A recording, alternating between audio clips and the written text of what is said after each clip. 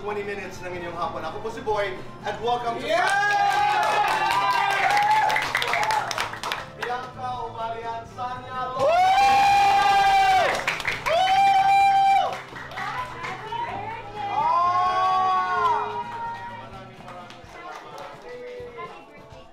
Sa akin po, Tito Boy, kasi mahirap din po talaga. Sa mga nakakilala po sa akin, alam nila kung paano muna ako naging artista. Dumating pa ako sa point na parang naging extra ko ni Bianca. Parang may kailangan imudgud doon. Ako yung inudgud doon.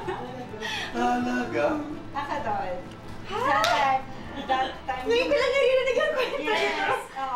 Tapos meron, Tito Boy, mahirap talaga kasi may mga pinagdadaanan kang, syempre yung iba, hindi talaga madali. Dati po, nagbabas pa ako, papunta sa taping, walang tulugan, ganun pa. Ako naman po, I really started doing commercials. I was 2 years old because it was my mom who really wanted me. So my mom used to dance at Disco-Rama. So I really started doing commercials since I was 2, and then fast forward to when I was 7, when I already lost her, like extra ako with my dad supporting me naman.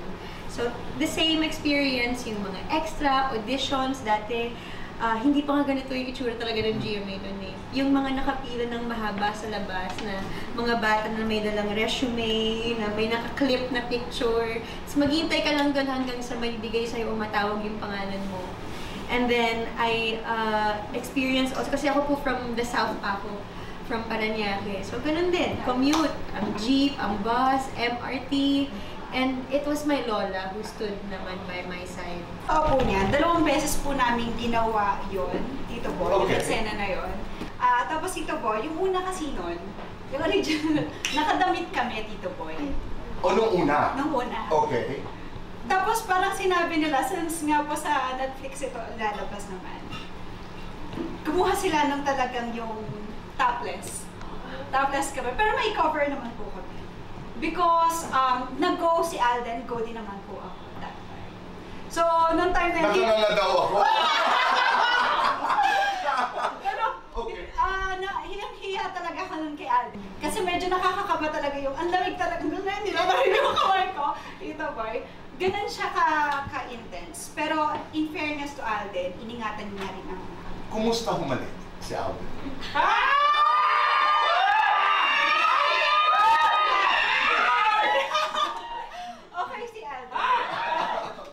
Tanungin po natin siya mamaya. Hindi naman po namin talaga mayaalis. So, napag-uusapan na namin ang aming mga plano sa aming kinabukasan.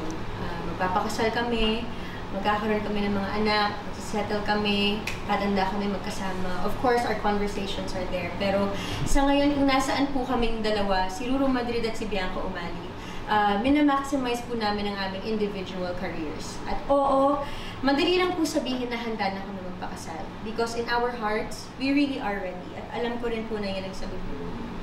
Pero sa kung ano yung ibinibigay ng mundo sa amin ngayon, of course, kailangan naming timingan ng lahat.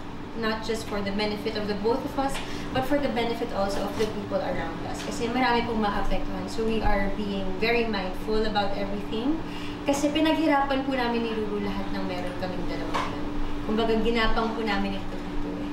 At hindi namin nahayaan na masayang ito nang dahil lang sa nakasarado yung isip namin sa amin. Okay, so sagutin mo, categorically hindi. Importante ito. Kasal na ba kayo? Kayo ba'y nagsasama? It's important. Hindi pa po kami kasal at definitely hindi po kami magsasama nang hindi kami kasal. Because it is a new and improved world of the whole of Encantadia. Kaya po, it's really hard for us to actually give a definite... Hello ATM, Christian Bautista here. Hello ATM, how are you? Hello ATM, sila ni Miss Lucha po ito. Hi ATM. Hi ATM, hello. Hi ATM. Adventure Taste Moments, hello.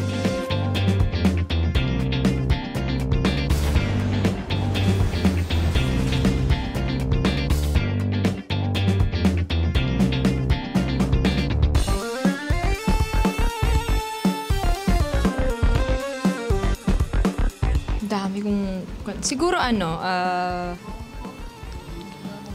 Whitney Houston song. Maybe I Will Always Love You or I Have Nothing. Color Everywhere. Napakaganda ng kanta. Napakagaling ng kumanta nito. Sino ba kumanta nito? Christian Bautista yata. Yung pinakamadaling, and I am telling you. Kasi napakahirap niya, pero para sa akin madali. Kasi wala namang lyrics na mangyayari doon, kaya madali. Nako, ano nga ba? Okay, may gulay. Siguro, Bridge Over Troubled Water. Kasi yung Bridge Over Troubled Water, unang-una, inspirational song siya. Punong-puno ng magandang feels. Ang Bridge Over Troubled Water, lahat ng emosyon pwede mong ilagay doon. Maganda ang message at saka nagka-climax siya in a way na ma-highlight ang boses mo dahil meron talaga tong climax na kailangan mong mataas ang mga notes na kailangan mong i-hit at meron din mga low notes doon na talagang very tawag mo doon maganda ang dapat na i-deliver mo na pagkanta kasi mahinahon lang yung mga notes doon. So, yun. Bridge Over Troubled Water. Ako naman siguro bilang magka-boss naman kami. So, siguro mga Michael Bolton. James Ingram. Or mga yung mga ka-boss ko, mga James Ingram, mga Michael Bolton, yung mga husky na parang mataas yung boses. Wow! Hindi, why not? Hindi, pangarap ko kasi yung mga kanta ng mga ganong songs. So kung ako yung clasher, ganyan yung mga kakantayin ko. Ako, intense. Explosive. World class. Exciting. Nakaka-nervyos. And exhilarating. Exciting, extravagant, palaban. Very, very important. Go.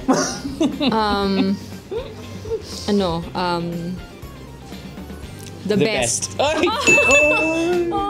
Pares kami ng uta. Great minds think alike. Yun. Yes, mga Kapuso and Clash Nation, maraming salamat po sa inyong pagsuporta sa The Clash for the past 5 seasons. And ngayon naman po ay 6th season na po namin, 2024 ng The Clash. Abangan nyo ang next rounds kasi napakadaming twists na mangyayari. The Clash is still going on, kaya sana po wag niyong kalimutan na lagi niyong panoorin. The Clash po, every Saturday, 7:15 p.m. Lagi niyo pong panoorin. Season 6 na po namin. Thank you. Huwag niyo pong kakalimutan na mag-tune in every Saturday, 7:15 p.m. Dito lang po sa GMA.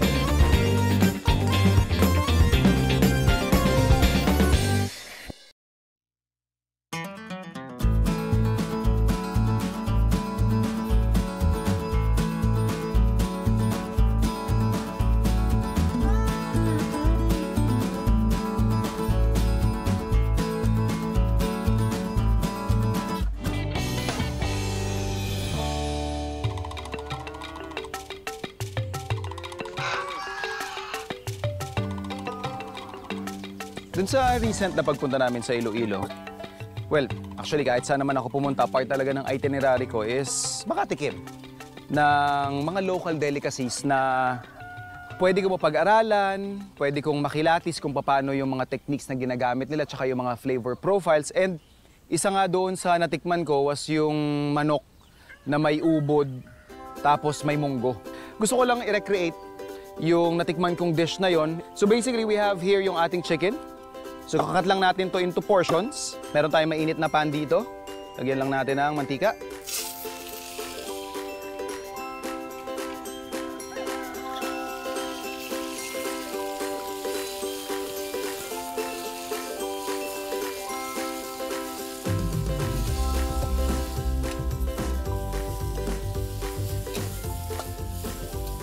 So napakaganda na nung browning na nangyayari or yung paglalabas ng mga ganyang bits. As you would siguro notice, madalas kong ginagawa itong technique na to sa lalong-lalo na kapag may sabaw yung ating lulutuin dahil for me it gives a depth of flavor doon sa ating dish.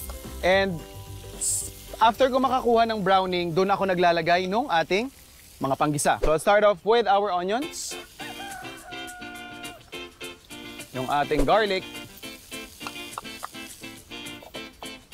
and yung ating finely chopped ginger.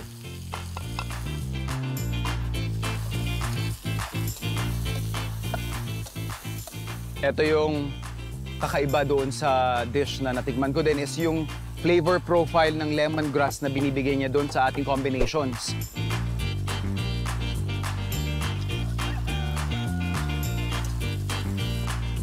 Get our stock.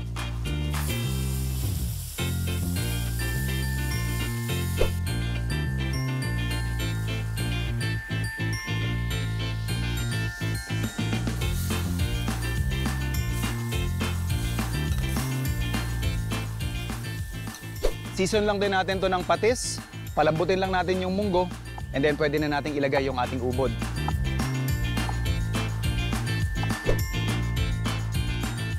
So pagkalagay natin ng ating ubod, so we're just gonna cook this for about 10 to 15 more minutes.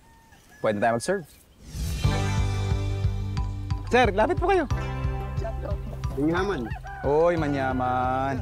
The best, yeah, the best. First time ko lang din natikman doon. Sabi ko, pwede palang ubod, tsaka munggo, tsaka manok. Diba? Bihira kasi yung munggo. Yan dati siyang ulam. Oo, pwede. Pasado naman, ano? Nakachamba. Ayos.